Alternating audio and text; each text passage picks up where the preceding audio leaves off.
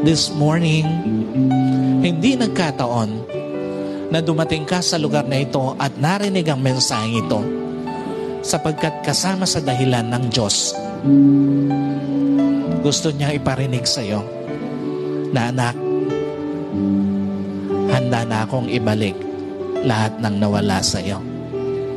Ang tanong, handa ka na ba sa ibabalik ng Diyos sa buhay mo? Sino po rito handa na sa restoration ng Diyos?